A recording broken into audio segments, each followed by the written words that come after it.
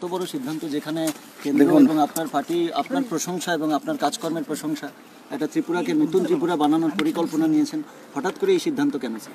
দেখুন, পার্টি সর্বোপরি, আর আমরা ভারতীয় জনতা পার্টির নিষ্ঠাবান কার্যকর্তা। তৎকালীন অধ্যক্ষ অমিত ভাই শাহজিনী আমাকে প্রদেশ সভাপতি হিসাবে নিযুক্ত করেছিলেন, ও তারপর থেকে কাজ করা শুরু করেছি ওনার মার্গদর্শনে, মাননীয় প্রধানমন্ত্রীজির মার্গদর্শনে। আশা করি আমাকে যেই দায়িত্বগুলি দেওয়া হয়েছে, পার্টি সভাপতি হোক আর মুখ্যমন্ত্রী নাতে, আমি ত্রিপুরার মানুষের সঙ্গে ন্যায় হোক সেটা করার চেষ্টা করেছি, এবং ত্রিপুরার ওভারঅল ডেভেলপমেন্ট হোক, মানুষ শান্তিতে থাকুক, আর কমিউনিস্ট থেকে মুক্তি পেয়ে মানুষ একটা নতুন দিশায় চলতে চাইছিল। তো সেই দিশাতে আমাকে যেভাবে মার্গদর্শন করা হয়েছে মাননীয় প্রধানমন্ত্রীর দ্বারা আমি কাজ করেছি।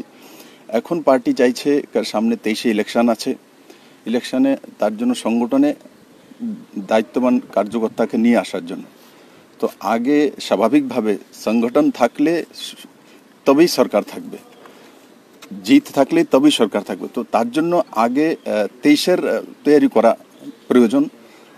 তারপরে তো আপনি কেউ না কেউ চিফ মিনিস্টার হবে, কেউ না কেউ কাজ করবে, কিন্তু আগে সরকার আনতে হবে, যেটা আপনারা চাইছেন যে লম্বা সময় সরকার রাখা। লম্বা সময় সরকার রাখার জন্য আমার মতো কার্যকর্তার সংগঠনে কাজ করলে নিশ্চিত সংগঠন লাভান্বিত হবে। স্যার, আপনার কথা কোথাও কি একটু আবেগপ্রবণ মনে হচ্ছে? কোথাও কি একটু মনে এরকম কষ্ট বা অভিমান হচ্ছে? অভিমান, আপনার এত প্রশংসা কেন্দ্রীয় নেতৃত্বের কাছে, প্রধানমন্ত্রীজির কাছে, আজকে হঠাৎ এরকম কোথাও দেখুন, প্রত্যেক কাজের একটা শৈলী থাকে, তার একটা সময়সীমা থাকে, তার মধ্যে আমরা কাজ করি। আমাদেরকে যেখানে ফিট করা হয়, মুখ্যমন্ত্রী হোক আর পৃষ্ঠপোষক বানিয়ে দেব, বিপ্লব দেব সব জায়গায় ফিট। ধন্যবাদ सर।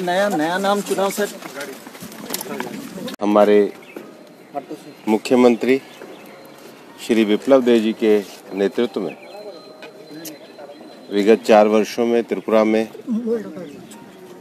विकास, स्थिरता, शासन, सुशासन की दृष्टि से काफ़ी अच्छे कार्य हुए हैं।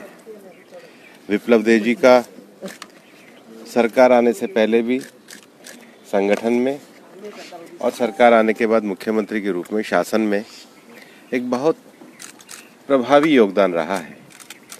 भारतीय जनता पार्टी श्री विप्लव देव जी की पार्टी की संगठनात्मक गतिविधियों में भूमिका बढ़ाने के लिए, उनके पार्टी संगठन की गतिविधियों में उनकी सेवाओं का उपयोग करने के लिए आगे उनके मार्ग को प्रशस्त करेगी। और इसलिए आज मुख्यमंत्री विप्लव देव जी ने मुख्यमंत्री के नाते पद से त्यागपत्र माननीय राज्यपाल जी को सौंपा है।